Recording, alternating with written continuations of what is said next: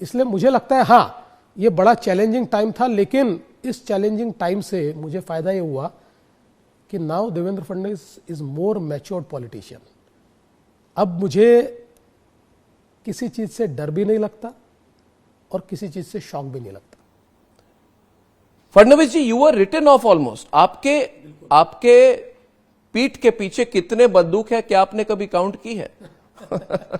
ये नहीं कि आपके कंधों पे कितने लोग बंदूक चला रहे हैं, वो आप लॉयर हैं, वो अलाउ नहीं करते, मगर आपके पीठ के पीछे कितने बंदूक है, कितने छुरे लगे हुए हैं, क्या आपने कभी काउंट की है? Because you are almost written off now. लोग कह रहे हैं you are come back man, but you are written off 3 years बैक। It's finished. Devendra Fadnavis is finished. बहुत जल्दी उठ गए थे, लोगों ने कहा था ये बहुत जल्दी उठ गए थे, उतनी जल्दी वो गिरे हैं।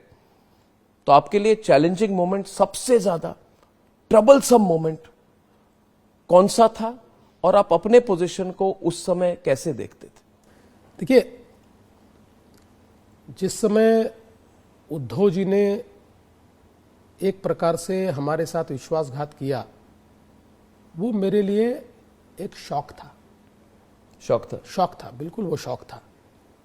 पॉलिटिकल रियलिटी उस समय मेरे ध्यान में आई कि राजनीति में ऐसा भी हो सकता है। उसके तुरंत बाद जो पवार साहब ने किया वो कम शॉक था, इसलिए कि भाई पवार साहब तो कोई हमारे साथ चुनाव नहीं लड़े थे और एक प्रकार से उन्होंने अपनी अपॉर्चुनिटी देखी और हमारे साथ पॉलिटिक्स की जी। तो इसलिए मैं ऐसा मानता हूं कि वो कहीं ना कहीं मेरी स्ट्रैटेजिक गलती थी कि मैंने उन पर विश्वास किया उस समय, इसलिए हाँ जी। उसके बाद जब मैं लीडर ऑफ अपोजिशन बना तो मुझे बहुत टारगेट करने का प्रयास हुआ, बहुत ट्रोल करने का प्रयास हुआ, यहां तक कि मुझे फ्रेम करके, जिस प्रकार से आपको फ्रेम किया गया गलत तरीके से, ऐसे मुझे भी फ्रेम करने का बहुत प्रयास हुआ। लेकिन चूंकि उस समय 5 साल में होम मिनिस्टर रहा था और पुलिस में एक भावना मेरे बारे में थी कि इस आदमी ने कभी गलत काम नहीं किया है, इसने कभी पैसे नहीं मांगे हैं, इसने कभी ट्रांसफर पोस्टिंग में भेदभाव नहीं किया है। इसलिए पुलिस के कई आला अधिकारी अड़ गए कि हम इस पर कार्रवाई नहीं करेंगे, इसलिए वो कार्रवाई नहीं कर पाए। तो ये सारा जो है चैलेंजिंग समय था, लेकिन मैंने तो कहा था कि मैं लौट कर आऊँगा।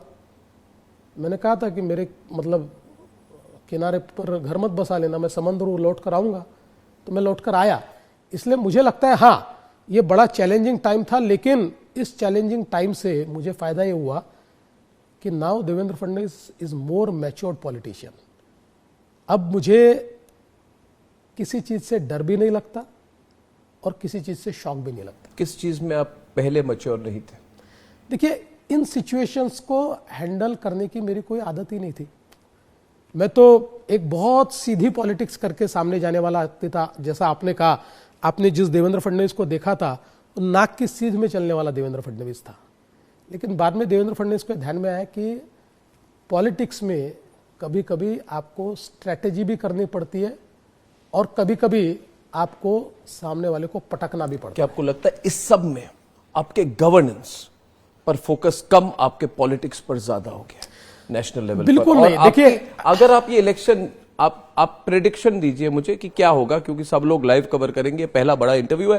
What you see as the result of the election? What is your vision? क्योंकि इतनी पॉलिटिक्स की चर्चा हुई, डेवलपमेंट की नहीं हुई, मगर अभी जब हम मुंबई में आते हैं, कोस्टल रोड से आते हैं, तो हम एयरपोर्ट से सीधे नारिमन पॉइंट 35 मिनट पे पहुंच जाते हैं।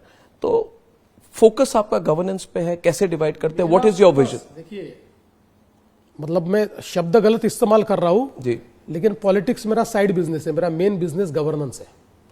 मैं राजनीति ये करनी पड़ती है इसलिए करता हूं, मैं गवर्नेंस वाला आदमी हूं और मुंबई को हमने बदल के दिखाया है।